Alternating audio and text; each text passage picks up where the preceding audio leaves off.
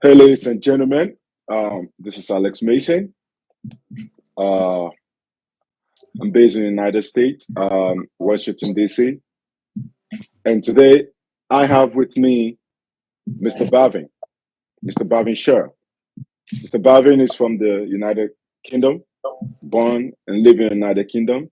He's self-employed, has two businesses.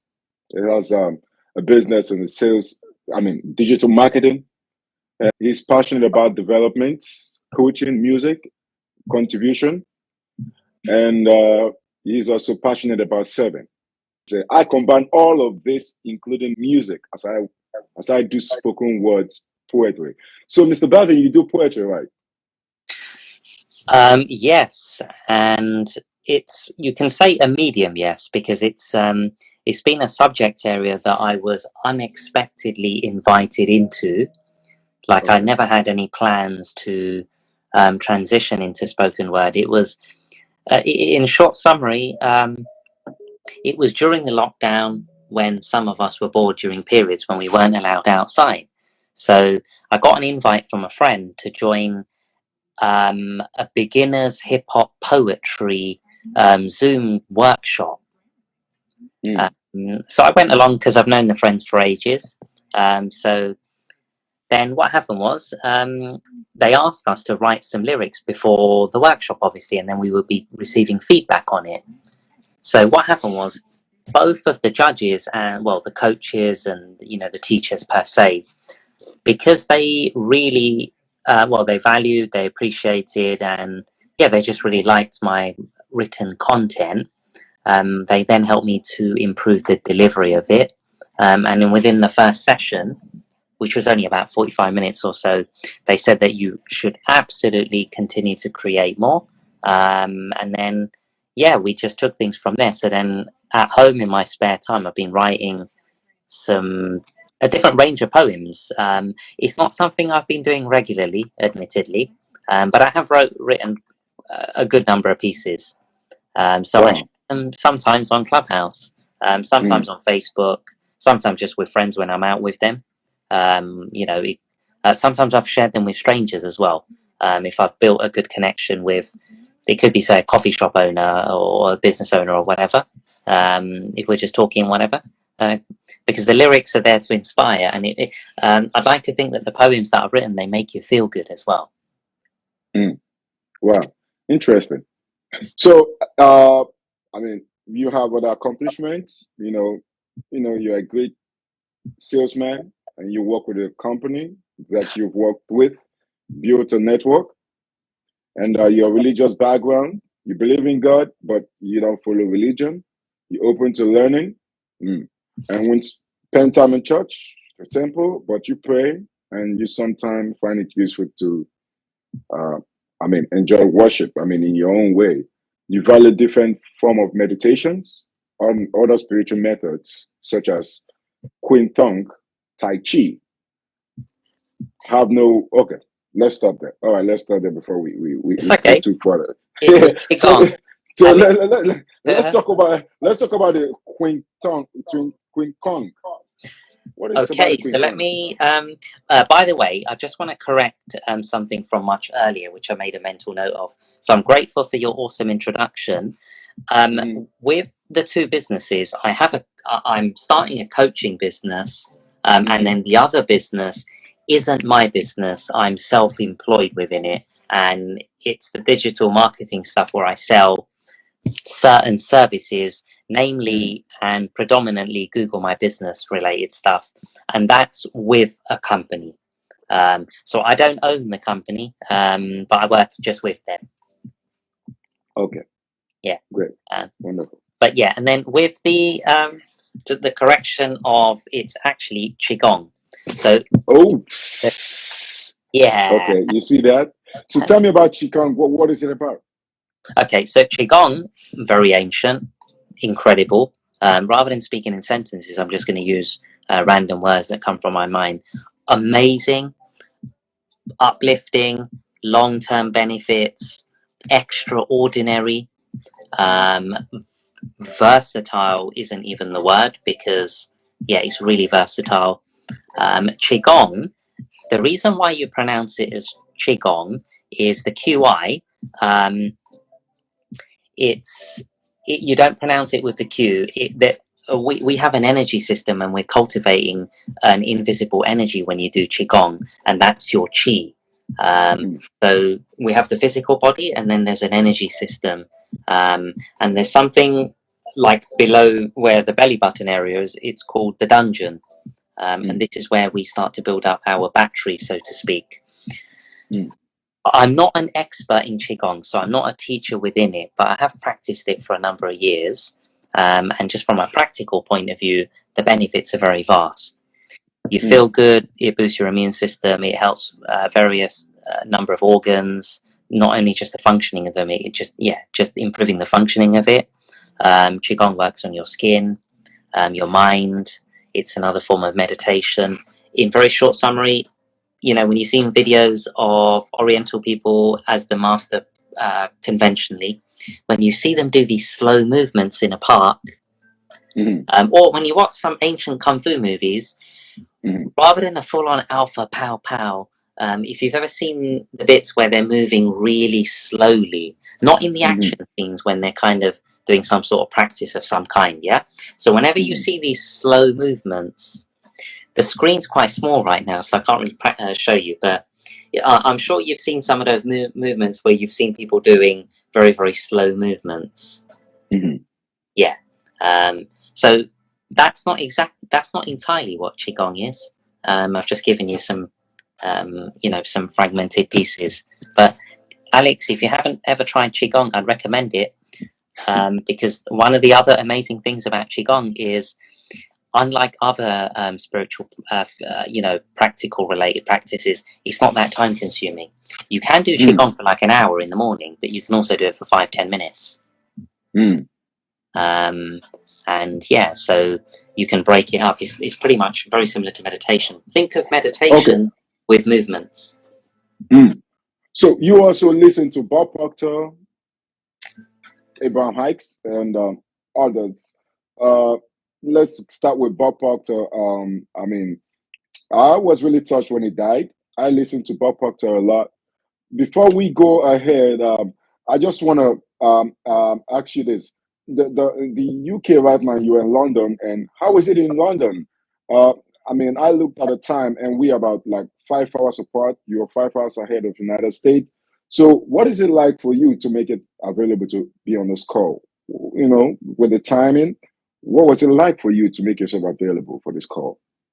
Well, we arranged it already, so I made sure that I was, I was ready like an hour ago. I was outside earlier, just doing a few things. And then, I mean, to answer your question, because it was already pre-arranged, I just made sure that I can accommodate for the 5 hours that for me, 8 p.m. is fine. This is still in more or less the kind of territory of still being in my peak state. I won't start to slow down till about 10, 11 o'clock. So you've caught me at almost the end of the match, per se, whether it be basketball, football, as an analogy. But I'm feeling good right now, happy to spread energy and knowledge and wisdom. And for you, you must be in your peak state right now, because for you, it's like 1 o'clock. So have your coffee in the morning, you've had a full breakfast, and you're glowing right now as I speak. Thank you very much. Thank you very much. So let's delve into business. I invited you today because I wanted to discuss something with you, and it has to do with the conceptualization of the ideology. Firstly, I have so many concerns when it comes to paradoxical issues and trivial issues when it comes to the scripture. But before I go any further, I understand that you are spiritual, but you are not religious. So, to what extent are you religious, and to what extent are you spiritual? Okay, interesting question. Right. So, do you remember in my message, I used the philosophy by Bruce Lee, which was "Have no way as way." Now, just to summarize that in a very short, kind of succinct explanation, one doesn't prescribe to a fixed system. If this is a system, this is a religious method or a particular method within an organization of any kind, regardless of the realms of spirituality. We're talking in any subject area, period. We have systems and methods. So whether it be in art, sports, there's systems and methods for certain things. Now, with most systems, there can, not always, there can, and conventionally and usually, for the most part, and commonly, there's usually a ceiling, because most things that are created by a human, there's going to be limitations. It's never going to be perfect. So the reason why I won't fully prescribe to a religion is it's not to disrespect religion, it's just that I feel at times there's sometimes a limitation which doesn't fully resonate with me. It doesn't feel right. So this is my intuition guiding me to shift away from an aspect of religion so that I can then try another method, and then another method, and then another one, and then another one, and then another one, and eventually have no way as way. So the ultimate destination up here would be enlightenment. Whether I ever achieve that is another thing, or whether one achieves it is another thing. However, rather than having one path and one religion, or one path and one method, I find it far more useful to prescribe to Bruce Lee's philosophy, which is actually based on ancient Chinese philosophy, as far as I'm aware, is you have no way as way. You can open your mind and be very, very open to different methods and different systems, and then just adapt them to your liking. And you don't have to change things as well. If it's working, then you can apply it to how effective it works. But what we can do is just be very, very flexible and never restrict ourselves. So I'll give a practical example just to end this. So let's say I'll make this up because I don't want to single out any religion. So imagine a religion's, I don't know whether this is true or not. Imagine a religion states that you can't, you can't have a job. If you're a man, you can't have a job after the wife has a job. I don't know if this exists in a religion, but let's just say that does, yeah? Right? What if the economy changes, and what if circumstances change in the economy? Then the reason why it's better to have no way as way is you don't want to restrict yourself to a set way. And this is why maybe it'll be more effective for the woman to go to work first for whatever reason. So this is why I don't like to stick to one method, because often there's rules. And those rules are not always, in my opinion, part of God's truth. So I like to follow the laws of the universe, as I mentioned to you once before as well. They resonate more. And then I'll keep open to various methods as well. So I hope that answers your question. All right. I mean, that's your answer to my question.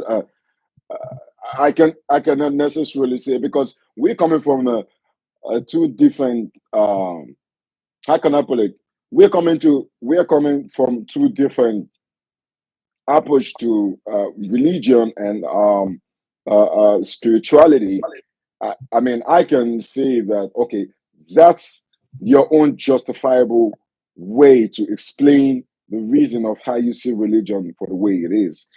And yeah, I mean, if that answer is right by you, then it is your answer, and that is your reason. Someone said that, someone said this, that life is meaningful enough to justify its suffering. And it means that we all just choose whatever we're going to do in life, and we are all ready to bear the consequence and the responsibility of our choice. And whatever we are looking for in life as a result of choosing what we've gone for, life in itself, it's so meaningful, and the cause of the purpose we have chosen is so meaningful that we are ready to follow what we believe to the end, because it makes the most meaning for us. So that is why when I listen to people why they have chosen a particular path in life, I cannot really say, oh, you are wrong or right, because I cannot figure out the meaning for them. If it made a lot of meaning for them, that's it. It's not negotiable. You can't make things like that up if that's what you believe in. Okay, quick question. Let me ask you this so we can boast at the end of this talk that we had a productive conversation. I have some folks who believe we have an internal spirit. That means we have something in us that is beyond the physical body. Mm. And that thing, it's a cake, it's ancient, and that thing knows beyond what the physical body can really comprehend. Mm. The question is, looking at the indices, how we have come through history to the point where we even know more now in this era that we're in. What do you think? Do you think we have an internal spirit? I'll put it that way, or an internal being that is more supernatural, that that you know that can that we that controls part of what we do. Do you Okay, think we have some? great question.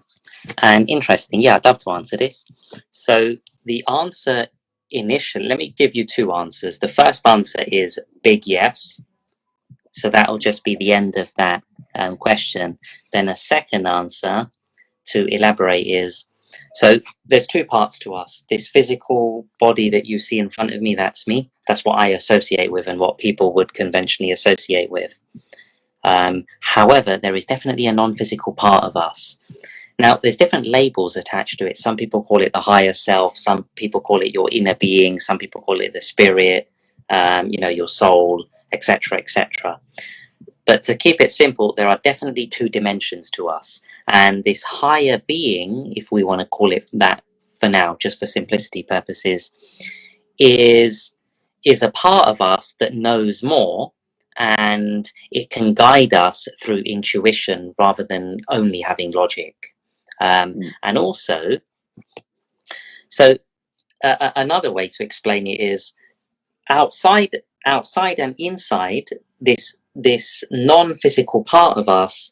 It's not like just around us. It's all around us and within us as well.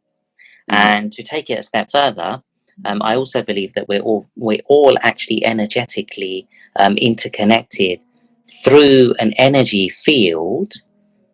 And just picture this. So although you're in America right now and I'm in London, and we're looking at each other through this screen, this physical matter, this phone that I'm looking at right now, along with these glasses that I'm wearing and your one as well, and the chair that you're sitting on, and this clock behind me, as well as the painting, all of this is physical matter that is actually connected through an energy field.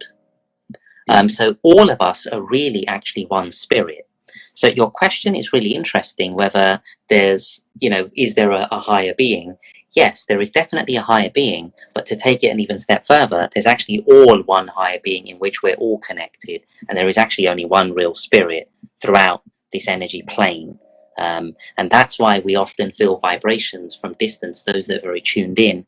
If you feel good vibes from people when you answer the phone, when you're about to receive, sometimes if you're talking to someone over the phone, you can actually feel sometimes anxiety from them.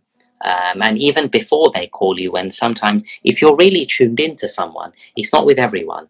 If you're really connected to certain people, because that's also based on past lives as well. So there are slight complications to what I'm sharing right now. But to answer your question, so I believe there's definitely more to the physical body that we typically see.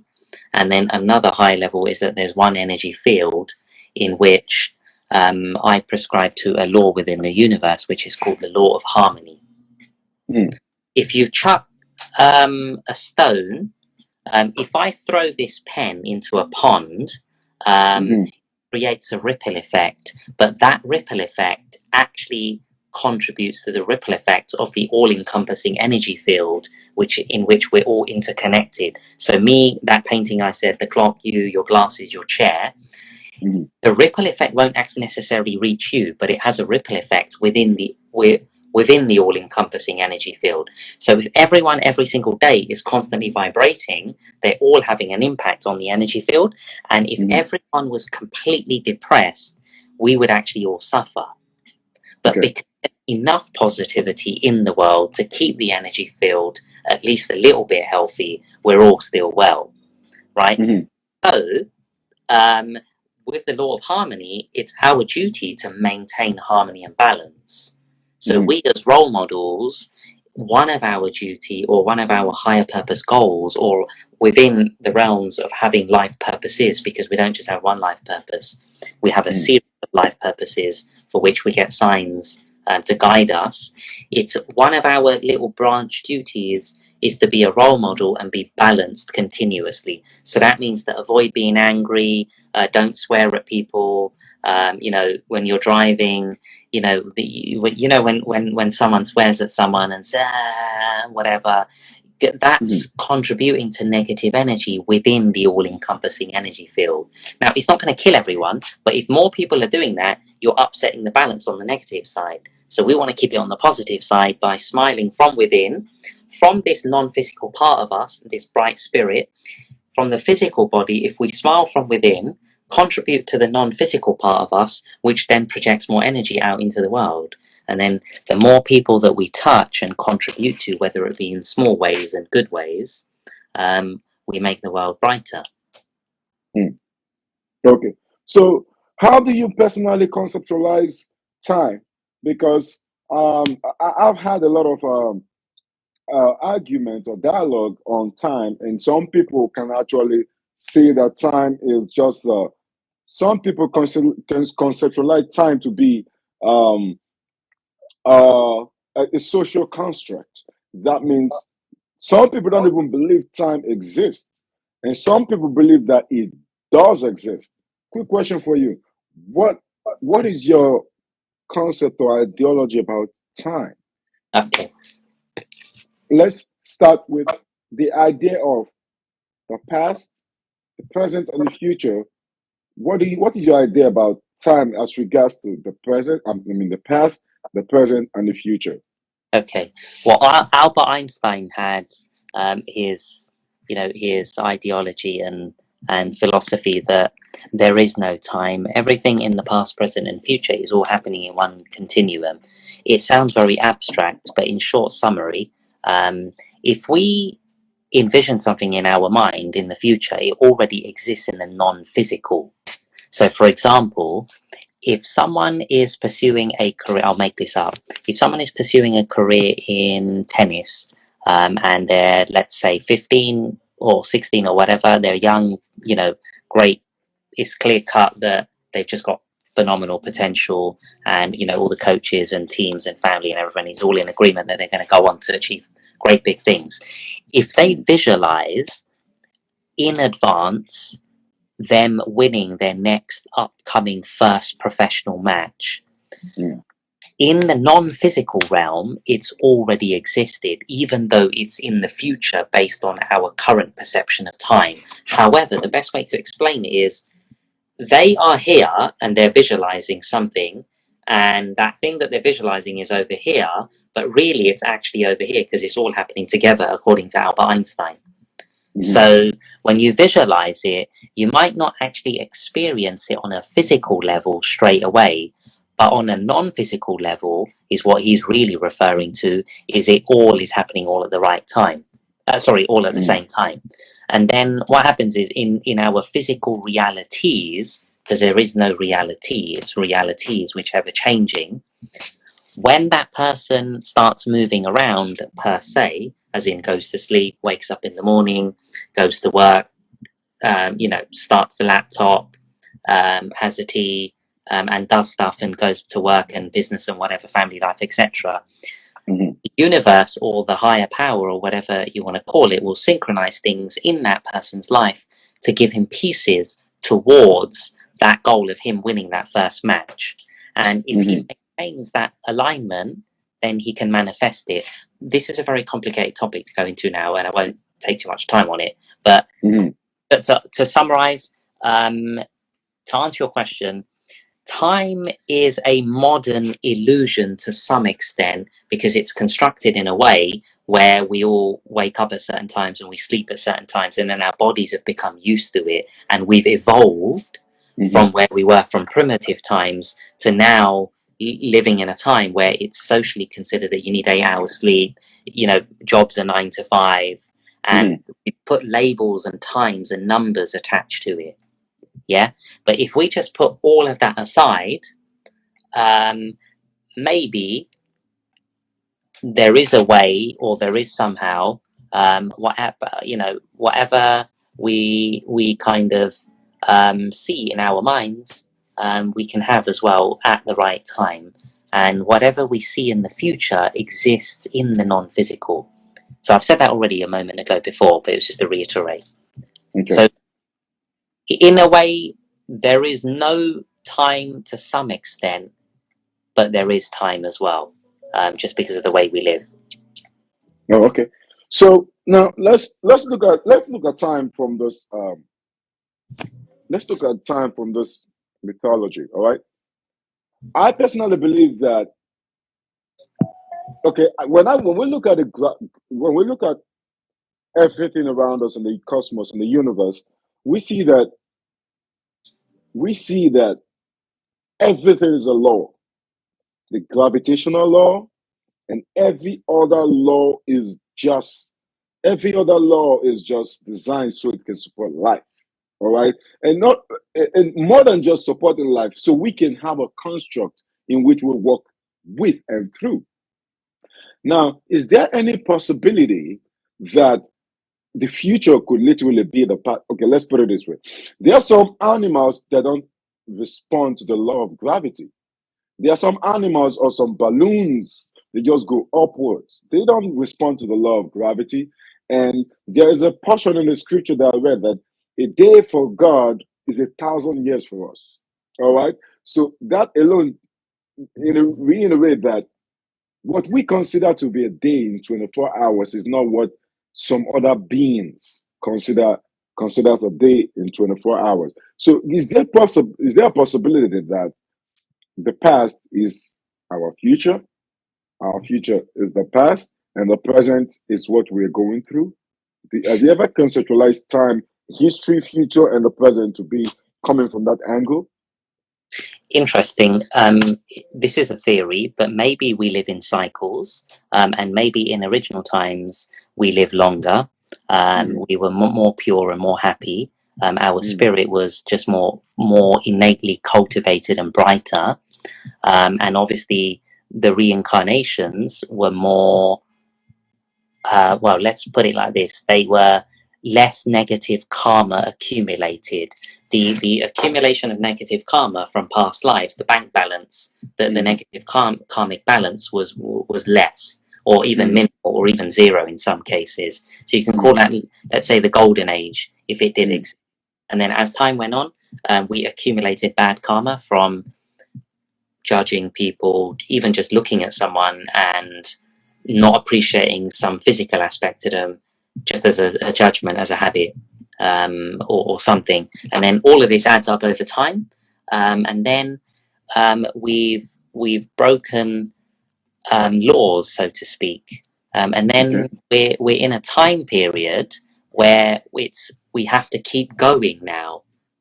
So we're in physical existence, and our duty now is to all come together by collectively clearing karma. And then maybe, this is just a theory, and I'm not saying I actually believe this as well, it's just an interesting one, is that I mean, it's a paradox. That means it is arguable, all right. But it's also an hypothesis that you have self-examined and you have thought about it, and it makes more sense to you with the way you conceptualize it, the way you view it, all right. So I totally understand what you mean, and and you see, like you said, like everywhere is a way and no way is a way. Like you have to be able to be formless like a water, so you can have to navigate and conceptualize the world in the way it makes more sense to you. So I get what you're trying to say, and I don't think you will owe an apology for that, because whatever we're experiencing today, we're all figured out.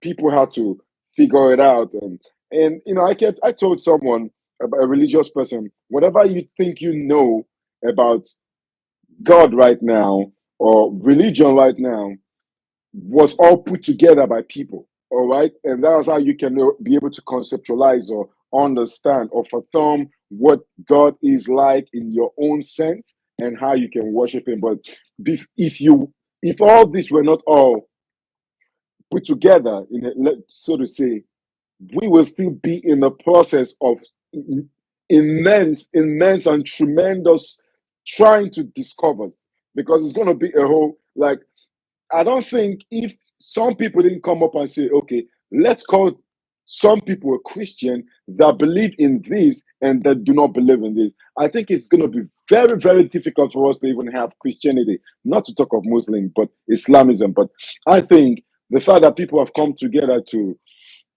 be able to put together puzzles and be able to bring them all in one piece and then name it. Name it is the first thing they've done. They brought it together and then they name it. The moment you name something, it becomes real. So what they've been able to do together is to bring something together and name it. And I believe if you can bring your own stuff together and name it, that is what it is for you. Do you understand what I'm trying to say? Absolutely. Yeah. So yeah, my apology for interrupting you. You can continue, but I just wanted to bring that before it flies out of my head. Yeah. Yeah, I mean, you didn't mention it just now, but there is a loose relation to something called a soul contract.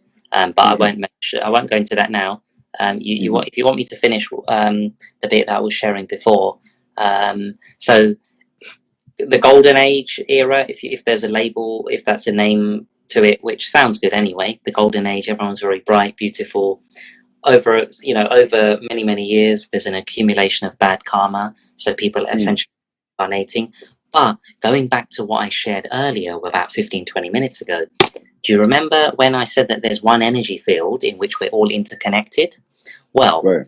our duty, again, just to reiterate, I'm not saying that I fully believe in this, it's just something that interests me as well, is our duty as each individual spiritual beings with this physical body and this higher being that's in us and all around us, which is interconnected to the all-encompassing energy field, in which I said that the painting, the clock, you on your chair, your glasses, I can't see now, but I think you have a painting behind you as well. But all of this, your car, your house, where I'm in right now, all of this is actually all interconnected. Now, our duty is to clear karma over time and then eventually actually connect with each other in this energy field and shift away from physical matter.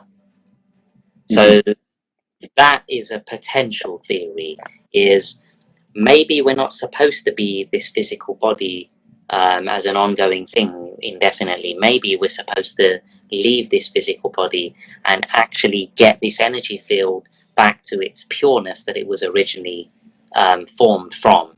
And that again is a theory. Maybe we're supposed to be physical beings indefinitely as well. Maybe we're here to preserve, or contribute, not necessarily the entire universe, but maybe some part of it. But yeah, without going on. So yeah, because of the time, considering time, you have to be out of here in about 9 minutes. So I just want to take us back a little bit. When you say we are all connected to one energy, how do you explain why some people are just more influential when it comes to charisma and persona? Some people are just high in energy and this exude this competence level than other people, most especially when they walk in the room. Some people just have this higher frequency radiating in them that is just beaming, and they can easily influence someone else. I read a book by Sidney Poitier that said, and the name of the book is The Measure of a Man. And it says that when you go on a walk with someone, there's something unspoken that happens. And it's either you adjust to the person's pace or the person adjusts to your pace. So and if that reiterates what Bob Proctor said about energy frequency, right? We are all operating in frequency, all right? If you have a higher frequency, you have a higher chance. Now, actually, just to encapsulate all I'm trying to say, ask you is, how do you explain the fact that we are all connected into one energy, and how some people can actually exert or have more frequency in that same energy than other people? Okay, so the best way to explain it is, although it feels that we're individual, okay, let me clarify. We're definitely, in my opinion, interconnected in this energy field. However, because we all individually, however, we have our own series of karma, good and bad, but we also each individually have our own soul contract, things that we've pre-decided before coming into this lifetime. So not everything is completely predetermined. That wouldn't make sense, because there's got to be some element of freedom where you can change direction, because you've got to have some avenue and scope for one to make good decisions and bad decisions, and also be guided towards things that are inevitable because they were part of the soul contract. So you were supposed to meet certain people, you were supposed to have certain parents or family members, and you were supposed to attract certain people into your life of a certain industry or a subject matter or whatever. So to answer your question about why is it that some people are on a higher frequency if we're all on the same energy, okay, so maybe I can explain it like this. To keep it one-dimensional, this is an energy field and there's all these people on it, right? Everyone has their own mind, but that mind is actually connected to one mind, but one person, it wouldn't be fair for one person to control the one mind, right? So it makes sense that each one has their own area to cover, which is me at the moment. So my mind here, and I'm going to think my own thoughts. However, when I think of someone else, just think of rays, like literally invisible rays. They're traveling in that person's direction, regardless of distance. There is no distance within the universe. When it comes to thoughts, there's no distance. So even though you're here right now, if I'm looking at you right now, as in right this second, like I'm looking straight at you, if I'm speaking to you with good energy, I'm connecting with you through that energy field. There's not much in the way. There's no spiritual shark or a crocodile or some animals or some cars that are going to block it. The universe is infinite. Whilst our other friends are on the phone talking to their friends, we're not really interfering with that, because the universe can guide our energy to connect with each other. So because you're saying that, why is it that that person is on a high vibration and they're able to influence? Well, every day they have a choice, and they're thinking their own thoughts, which are raising their frequency because of metaphysics. More positive if you're having on a seesaw, negative thoughts, positive thoughts, if more are consistently positive, of course we all know that your vibration is going to rise, and then they can enter the room and be more likely to uplift others. However, we're still connected to them. So we're still definitely connected to them. It's just that we can be on a lower frequency because we may have had negative thoughts that kept us down. However, if more people in the world maintain positive thinking consistently, then this energy field, the best way to describe it, just becomes more brighter.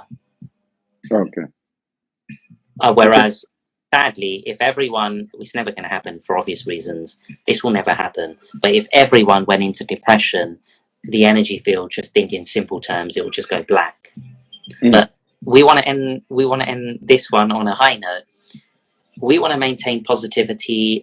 We want to, be on a spiritual path. You like reading the Bible. I'm open to all kinds of spiritual lessons, religion, books, courses, whatever. But I want to learn from my mistakes, maintain brightness, maintain positivity. So when I go outside, it's about walking with an inner smile, So you don't necessarily have to talk to every single person, but even if a small percentage of people see you over time and they notice that you're happy, you can still uplift them inadvertently or indirectly or whatever. But I'm here to contribute to that all-encompassing energy field. I'm never going to be able to impact the entire field for obvious reasons, but if I can impact more people, then that makes the energy field brighter. So, well, Okay. yeah. So Yeah. thanks for So, yeah, I think we're running out of time considering your time. So now, since you're a poet, you're a poet, and I also like some poetic words. I mean, works. And there's this that really struck me, and I'd also love to hear yours or something that you already have, stored up somewhere in your library. So now this is one.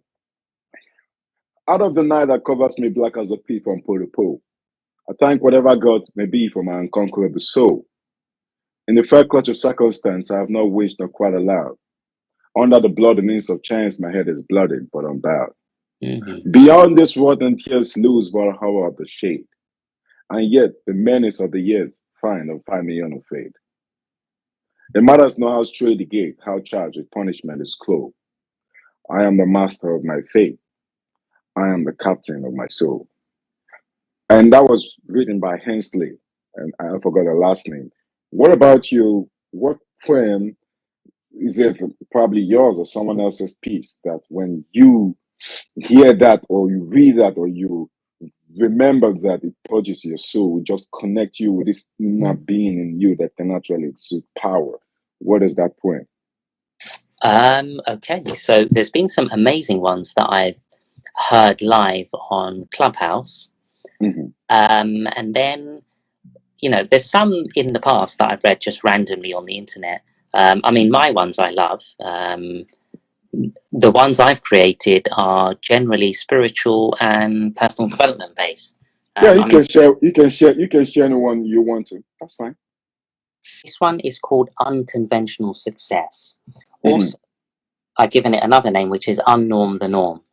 Hmm. Let's aim to go back to our original form. Keep thoughts aligned with desires and go way beyond the norm. Join me on a journey through the mind, where one will develop essential qualities like being kind, because the sole meaning of life is to serve humanity. Whilst cultivating yourself to be anything you want to be, you can develop your personality to any level, be that from hard work, personal development, and avoiding the devil. This means switching that TV off and throwing them in the bin. Of course, wherever you are, you can throw them newspapers in the bin. Stay positive, be creative, be unique, and stay in the zone. So when people look at you, they will never need to moan, because you be bright and be leading by example. After years from now, many, many years from now, they will leave your hologram as a sample to show the world what success looks like. Enough wisdom from me. I want to go and save and transform more lives. Here, take the mic. That's powerful. Thank you, Mr. BHAVIN, coming on my podcast.